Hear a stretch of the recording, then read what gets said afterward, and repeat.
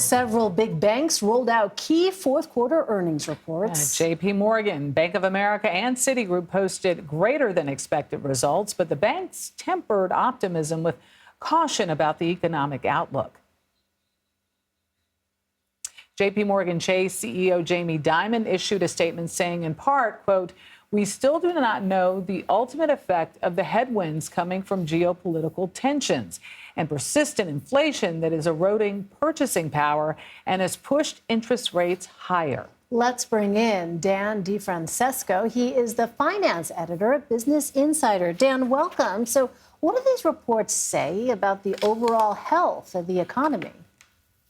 Yeah, thanks so much for having me. I think, normally when you think about earnings and you hear they beat expectations, the takeaway is, oh, this is fantastic, like, great job. But, this time around, I think it's a lot more so about what it's saying about the future. And what a lot of the bank CEOs are saying is that, we need to be cautious. We need to be careful.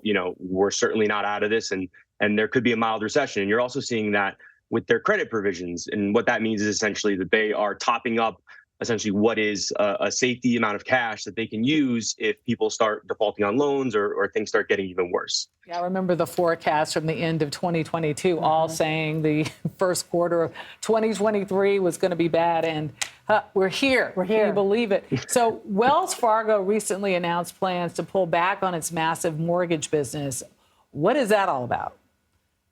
Yeah, so this is kind of the last of the great big banks exiting essentially the mortgage business, right? After 2008 and the financial crisis, a lot of them kind of pulled back. Wells was the last one to kind of stick around, and it was a big piece of mortgage lending. But Charlie Scharf, as part of kind of his complete reorganization of the bank since taking it over in 2019, decided to kind of pull out of mortgages essentially altogether. They're still going to offer it to customers, and they're still going to offer it in to underserved communities.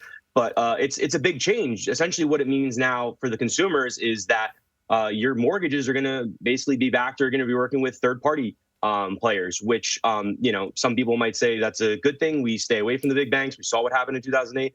Others might say, well, there's a lot less regulatory restrictions around those players. So there's some additional risk there. But yeah, it's definitely a change in the guard, so to speak, I'd say. Yeah. Looking ahead, Dan, Goldman Sachs and Morgan Stanley will release their earnings report on Tuesday. What can we expect to learn from it? Yeah, it's been a tough go for Goldman Sachs. This week, they announced layoffs, or they conducted layoffs that impacted about 6.5% of their headcount. So thousands of jobs were lost there. And then on top of that, they reported some losses for their consumer business. So Goldman Sachs, probably traditionally, a lot of people know them as big Wall Street, trading, investing. Over the past 4 years, they've tried to become more of a retail bank and made a big push to get consumers on board. That's been a flop, quite frankly. And since 2020, they came out with numbers today. That business has lost $3 billion, over the past 9 months alone. From the beginning of the year through September, it's lost $1.2 billion. So I'm sure there's going to be a lot of questions about, where does Goldman go from here between, the layoffs that it's conducted and then also the losses that it suffered from its consumer experiment. Yeah, we don't like the term losses around these parts. Never losses. Never. Dan DeFrancesco. No, they're allergic to it. These CEOs are allergic to it. Yeah, they are. We all are. Let's just be real. Thank you so much, Dan. Thank you very much for having me.